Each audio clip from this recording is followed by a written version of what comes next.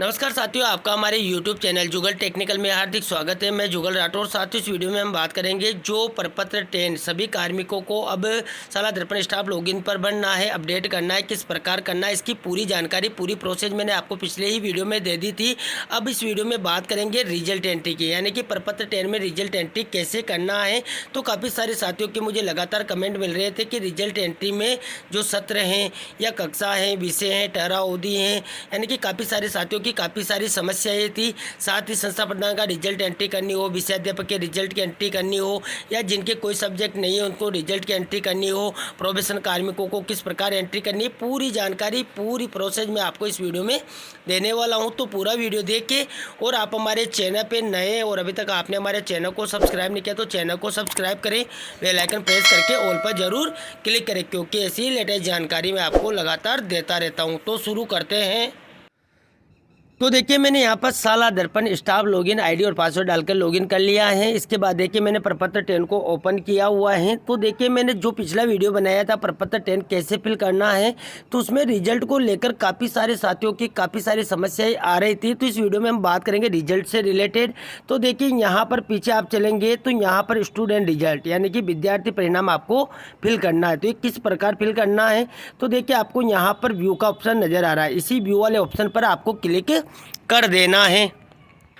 अब देखिए जैसे आपने व्यू वाले ऑप्शन पर क्लिक किया तो यहाँ पर देखिए स्टाफ रिजल्ट प्लीज नोट, यानी कि पहले आप यहाँ पर एक नोट दे रखा है, इसको अच्छे से रीड कर ले, इसके बाद ही पूरे रिजल्ट की बात करेंगे।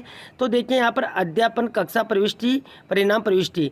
तो देखिए एक ही कक्षा में एक विषय को आंशिक रूप से एक से अधिक विषयाध्यापकों ने अध्यापन कराया हो तो परीक्षा परिणाम सभी विषयाध्यापकों का निर्धारित किया जाएगा। यानी कि आपने एक कक्षा में एक विषय को काफ़ी सारे शिक्षकों ने मिलकर पढ़ाया है, तो यहाँ पर जो परीक्षा परिणाम है वो विषयाध्यापकों का, सभी विषयाध्यापकों का निर्धारित किया जाएगा, यानी कि सबका रिजल्ट यहाँ पर फिल होगा। अब देखिए यहाँ पर दूसरा पॉइंट दे रखा है कि एक ही कक्षा में एक विषय को अलग समय अवधि के लिए, यानी कि एक समय अवधि जैसे कि 3 महीने या 4 महीने के लिए एक अध्यापक ने पढ़ाया है, फिर दूसरे समय अवधि के लिए दूसरे अध्यापक ने पढ़ाया है। तो देखिए अलग समय अवधि के लिए एक से अधिक अध्यापकों ने पढ़ाया हो तो अधिकतम समय अध्यापन कराने वाले अध्यापक का परिणाम निर्धारित किया जाएगा। यानी कि एक साल में मान लीजिए 3 अध्यापकों ने जो विषय है उसको पढ़ाया है, तो जो सबसे ज़्यादा अध्यापन जिस अध्यापक ने करवाया है उसका रिजल्ट यहाँ पर जो है रहेगा, यानी कि उनका परिणाम निर्धारित होगा। इसके बाद देखिए तीसरा पॉइंट है परीक्षा परिणाम में केवल मुख्य परीक्षा के परिणाम को ही शामिल करें, पूरक परीक्षा का परिणाम शामिल न करें। यानी कि जो मुख्य परीक्षा होती है जिसमें जो बच्चे बैठे थे उसी रिजल्ट को आप काउंट करेंगे। इसके बाद पूरक परीक्षा होती है सप्लीमेंट्री परीक्षा, उस रिजल्ट को यहाँ पर काउंट आपको नहीं करना, ये आपको बताया गया है। ये तो अध्यापन कक्षा परिणाम प्रविष्टि के लिए था। अब देखिए संस्था प्रदान परिणाम प्रविष्टि, यानी कि संस्था प्रदानों की भी यहाँ पर जो परिणाम प्रविष्टि करनी है। तो देखिए जिन विद्यालयों में संबंधित सत्र में कक्षा 10वीं 12वीं में नामांकन शून्य है उनको परिणाम शून्य भर कर प्रविष्टि करना है। यानी कि जहाँ पर जो नामांकन है वो शून्य था तो वहाँ पर शून्य नामांकन भर करके आपको प्रविष्टि करनी है। इसके बाद देखिए संस्था प्रधान के रूप में एक से अधिक विद्यालय में पदस्थापन रहा हो तो जिस विद्यालय में कार्यकाल सर्वाधिक रहा है परंतु 3 माह से अधिक होना चाहिए के परिणाम की प्रविष्टि करनी है। यानी कि मान लीजिए कोई संस्था प्रधान है और वो एक ही साल में एक से अधिक विद्यालयों में पदस्थापन उनका रहा है, तो जहाँ पर कार्यकाल सर्वाधिक रहा है, पर यह भी ध्यान रखना है कि आपको 3 महीने से ज़्यादा होना चाहिए, तो उसकी आपको प्रविष्टि करनी है। इसके बाद देखिए यदि सत्र पर्यंत किसी भी विद्यालय में संस्था प्रधान की भूमिका के रूप में कार्यकाल 3 माह से अधिक रहा हो तो परिणाम नहीं रहा हो तो परिणाम शून्य भर कर प्रविष्टि करनी है। यानी कि मान लीजिए आप किसी विद्यालय में गए हैं और वहाँ पर आपके 3 महीने नहीं हुए हैं तो आपको वहाँ पर परिणाम तो भरना है, लेकिन परिणाम शून्य भरकर आपको प्रविष्टि करनी है, ये ध्यान आपको रखना है। इसके बाद देखिए यदि एक ही सत्र में कार्मिक द्वारा 2 भूमिकाएं, यानी कि कोई टीचर है उसके पास 2 भूमिकाएं, अध्यापन यानी कि अध्यापक के रूप में और संस्था प्रधान का निर्वहन किया गया हो तो जिस भूमिका में कार्यकाल, ध्यान दें, जिस भूमिका में कार्यकाल सर्वाधिक रहा हो के रूप में प्रविष्टि की जानी है। यानी कि जिसमें सर्वाधिक आपका काम रहा है उसकी आप यहाँ पर प्रविष्टि करेंगी। अब चलते हैं रिजल्ट की बात करते हैं। तो देखिए यहाँ पर सत्र की बात करें तो आपको 5 सत्रों का रिजल्ट फिल करना है। देखिए अभी वर्तमान सत्र 26-27 चल रहा है, तो इससे पहले के जो 5 सत्र हैं जस्ट वो यहाँ पर दिए गए हैं। देख ले आप एक बार, यहाँ पर 21-22 से, 22-23 से, 23-24 से, 24-25 से और 25-26 से।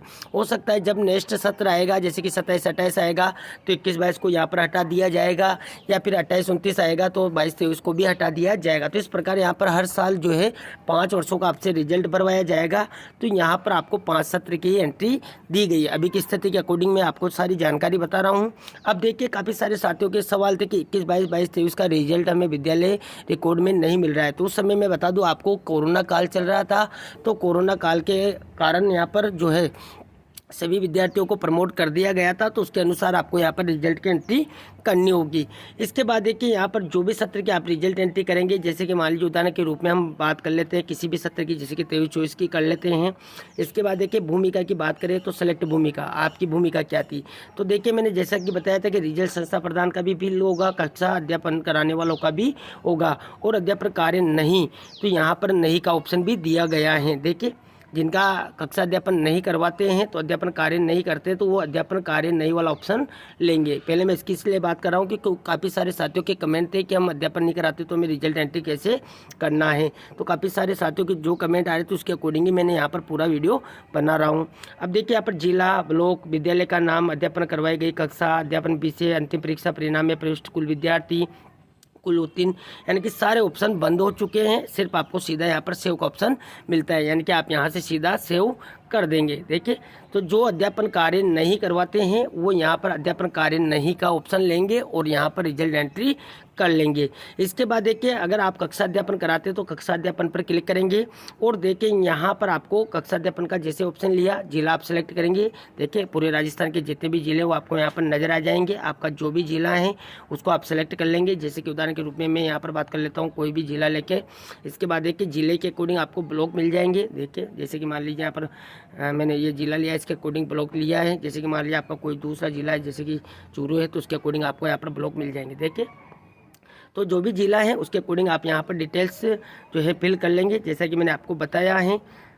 अब देखिए जैसे आपने ब्लॉक सेलेक्ट कर लिया है तो ब्लॉक के अकॉर्डिंग आपको विद्यालय मिल जाएंगे। देखिए यहाँ पर सारे विद्यालय मिल जाएंगे। जिस भी विद्यालय को आप सेलेक्ट करेंगे, यानी कि पीएस को करेंगे तो पीएस के अकॉर्डिंग डिटेल्स भरेगी, यूपीएस करेंगे तो यूपीएस के अकॉर्डिंग डिटेल भरेगी। जैसे कि मान लीजिए उदाहरण के रूप में मैं आपको कुछ उदाहरण यहाँ पर बता देता हूँ। जैसे कि मान लीजिए मैं कोई प्राइमरी स्कूल लेता हूँ, तो देखिए यहाँ पर कक्षा अध्यापन कराई गई कक्षा ओनली 5वीं ही आपको नजर आएगी। देखिए जैसे कि मैं यहाँ पर यूपीएस विद्यालय ले लेता हूँ कोई सा भी। देखिए यहाँ पर कोई सा भी यूपीएस विद्यालय में यहाँ पर आपको सेलेक्ट करवा देता हूँ।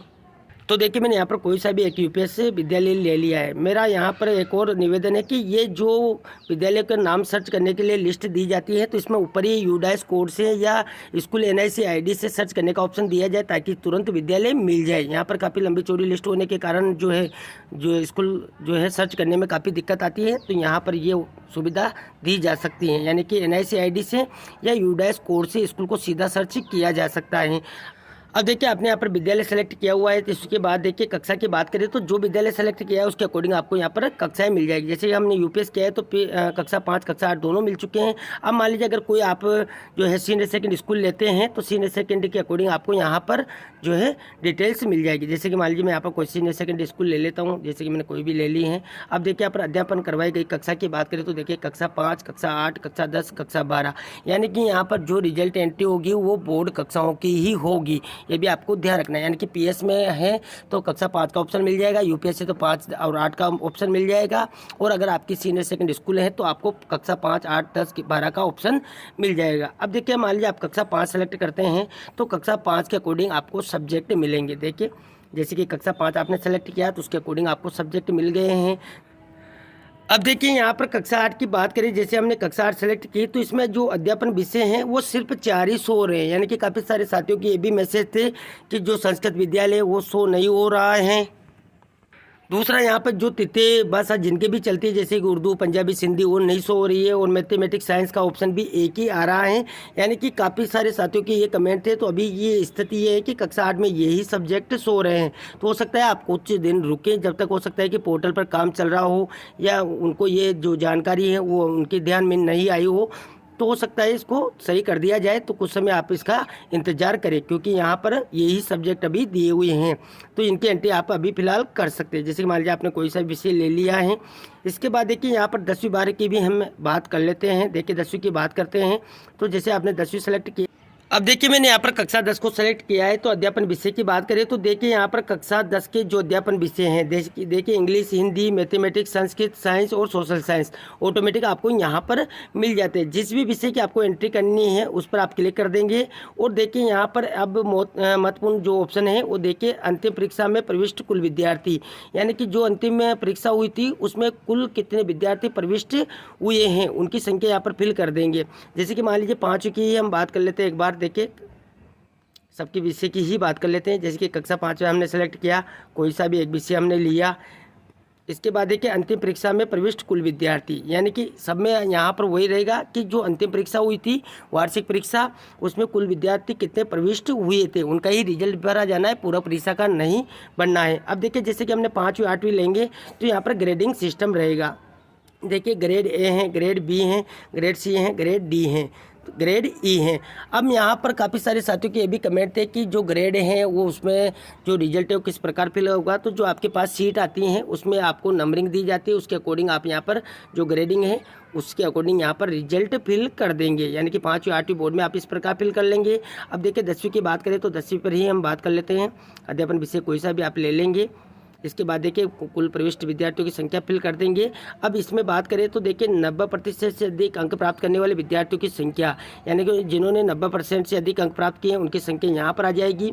75% अथवा 75% से अधिक और 90% अंक प्राप्त करने वाले विद्यार्थियों की संख्या यहाँ पर आ जाएगी। 60% अथवा 60% से अधिक या 75% से कम अंक प्राप्त करने वाले विद्यार्थियों की संख्या यहाँ पर आ जाएगी, यानी कि जिन्होंने फिक्स 60 लिया है या 60 से अधिक लिया है या 75% से कम अंक उन्होंने प्राप्त किए वो इसमें आ जाएंगे। और देखिए द्वितीय श्रेणी तृतीय श्रेणी जो भी हैं वो इसमें आ जाएंगे, यानी कि जिन्होंने सेकंड डिवीज़न जो पास हुए हैं या थर्ड डिवीज़न हुए हैं तो वो यहाँ पर आ जाएंगे। जब आप सारा फिल कर लेंगे तो कुल उत्तीर्ण ऑटोमेटिक आ जाएंगे और कुल उत्तीर्ण प्रतिशत भी आपको ऑटोमेटिक यहाँ पर मिल जाएगा। इसके बाद देखिए 12वीं की भी हम बात कर लेते हैं, क्योंकि यहाँ पर जो वीडियो है जिसमें 5वीं 8वीं 10वीं 12वीं की सबके लिए बताना जरूरी है। तो देखिए यहाँ पर 12वीं की भी हम बात करेंगे। अब यहाँ पर जैसे 12वीं आपने क्लिक किया तो जो आपके विद्यालय में चलते हैं सब्जेक्ट उसके अकॉर्डिंग आपको यहाँ पर सब्जेक्ट मिलेंगे। जैसे कि मान लीजिए यहाँ पर आपकी सीनियर सेकेंडरी स्कूल है और उसमें सारे जो है ऑप्शन चलते हैं, यानी कि Hindi compulsory, English compulsory, physics, chemistry, bio, mathematics और भी जो आर्ट्स के सब्जेक्ट है, तो जो भी आपके चलते हैं वही सब्जेक्ट यहाँ पर खुलेंगे, क्योंकि आपने जो विद्यालय ऊपर सेलेक्ट किया है उसके अकॉर्डिंग आपको यहाँ पर जानकारी मिलेगी। जैसे कि मान लीजिए मैंने यहाँ पर दूसरा विद्यालय आपको चेक करके भी बता देता हूँ। जैसे कि मान लीजिए कोई सा दूसरा विद्यालय है, इसमें मैं कक्षा 12वीं लेता हूँ और यहाँ पर अध्यापन विषय की बात करें तो देखिए जो चलते हैं वही यहाँ पर नज़र आ रहे हैं। देखिए जैसे कि मान लीजिए मैं वापस से दूसरा यहाँ पर कोई दूसरा विद्यालय सेलेक्ट कर लेता हूँ। देखिए तो यहाँ पर जो विद्यालय चल रहा होगा, सब्जेक्ट चल रहे होंगे, उसके अकॉर्डिंग आपको यहाँ पर सब्जेक्ट मिल जाएंगे। अब देखिए आपको जिस भी सब्जेक्ट की एंट्री करनी है तो उस पर उसको सेलेक्ट कर देंगे और देखिए यहाँ पर वही रिजल्ट एंट्री जो 10वीं में जैसे आपने की है उसी प्रकार 12वीं में भी आपको करनी है। देखिए वही ऑप्शन आपको मिल जाते हैं। तो देखिए जो आपको अध्यापन विषय हैं वो आप यहाँ से सेलेक्ट कर लेंगे और उसके अकॉर्डिंग आप यहाँ पर रिजल्ट एंट्री कर लेंगे। अब देखिए नीचे आप चलेंगे तो यहाँ पर देखिए सबसे इम्पोर्टेंट कार्य हैं कार्मिका विद्यालय में ठहराव अवधि कब से और कार्मिका विद्यालय में ठहराव अवधि कब तक। तो देखिए आपको जो यहाँ पर ठहराव अवधि लेनी है वो कब से कब तक लेनी है। तो देखिए आपने जैसे सत्र सेलेक्ट किया है उस सत्र को क्लिक करेंगे और देखिए उस सत्र जैसे कि मान लीजिए ये सत्र हमारा शुरू होता है 1 जुलाई से 30 जून तक, जो भी सत्र की डेट है तो आप 1 जुलाई से 30 जून सीधा यहाँ पर ले लें, इससे यहाँ पर कोई दिक्कत नहीं होगी। और मान लीजिए जो जैसे कि आपका 3 महीने या 4-5 महीने जो कार्यकाल रहा है तो वो आप देख लें, यानी कि जो भी आपका यहाँ पर ठहराव अवधि रही है, मान लीजिए आपने 4 महीने के लिए ये सब्जेक्ट पढ़ाया है इस विद्यालय में तो आप 4 महीने तो 4 महीने ले लें, या मान लीजिए आप 6 महीने हैं तो 6 महीने ले लें, तो जो भी आपकी अवधि है तो वो ले लेंगे। तो देखिए इस प्रकार हो जाएगा। जैसे कि मान लीजिए यहाँ पर हमने 23-24 सत्र लिया है तो 1 जुलाई 2023 सेट कर दिया है। इसके बाद कब तक रहा है तो 30 जून 2024 तक मैंने यहाँ पर सेट कर दिया है। तो आप यहाँ से सेट कर लेंगे। जैसे कि 17, 24, 25 जो भी हो सारे आपको यहाँ पर मिल जाएंगे, डेट्स वगैरह हैं वो आप सेट कर देंगे। तो इस प्रकार ये हो जाएगा। जब आप यहाँ पर कर लेंगे तो सेव का ऑप्शन भी आपको मिल जाता है। और देखिए यहाँ पर और मान लीजिए आपका यहाँ पर अवधि कम है तो कम के अकॉर्डिंग आप फिल कर देंगे, और अगर आप पूरे सत्र में ही रहे तो पूरे सत्र की यहाँ पर फिल कर देंगे और यहाँ से सेव हो जाएगा। अब देखिए यहाँ पर बात कर लेते हैं प्रोबेशन कार्मिकों की। तो प्रोबेशन कार्मिकों की बात करें तो मान लीजिए उनके जो सत्र लागू है, यानी कि जैसे मान लीजिए वो 1 साल ही उनके लागू हैं 25-26 ही, तो 25-26 ही फिल कर पाएंगे क्योंकि उनके पहले के सत्र लागू नहीं है, क्योंकि वो यहाँ पर राज्य सेवा में नहीं थे, या हो सकता है वो दूसरी सेवा में हो सकते हैं, लेकिन जो सत्र उनके लागू रहेगा यानी कि जिस सत्र में ही उनकी नियुक्ति हुई है तो उसके अकॉर्डिंग यहाँ पर फिल कर देंगे। जैसे कि मान लीजिए 24-25 में लगे हैं और 25-26 में लगे तो 2 ही सत्र की वो एंट्री करेंगे, बाकी सत्रों को वो यहाँ पर अध्यापन नहीं किया है। देखिए अध्यापन कार्य नहीं है वो वाला ऑप्शन लेकर फिल कर देंगे, यानी कि जिनके यहाँ पर जो अध्यापन कार्य करवाया है तो वो कर देंगे, अध्यापन कार्य नहीं करवाया जिस सत्र में तो अध्यापन कार्य नहीं वाला ऑप्शन लेकर फिल कर देंगे। तो इस प्रकार ये प्रोबेशन कार्मिकों के लिए हो जाएगा। इसके बाद देखिए यहाँ पर कक्षा अध्यापन की बात करने के बाद यहाँ पर देखिए संस्था प्रदान के रिजल्ट की बात करते हैं तो वो भी इसी प्रकार यहाँ पर फिल कर पाएंगे जैसा कि अभी हमने कक्षा अध्यापक का बताया है। देखिए सारे वही ऑप्शन है, देखिए कोई टेरा अवधि वगैरह भी यहाँ पर उनको मिल जाती है। देखिए तो इस प्रकार हो जाएगा। इस प्रकार सभी सत्रों की एंट्री आप कर लेंगे, जो भी सत्र जैसे कि मान लीजिए 25-26 की आपको करनी है तो 25-26 आ जाएगा और उसकी एंट्री आप यहाँ पर कर लेंगे।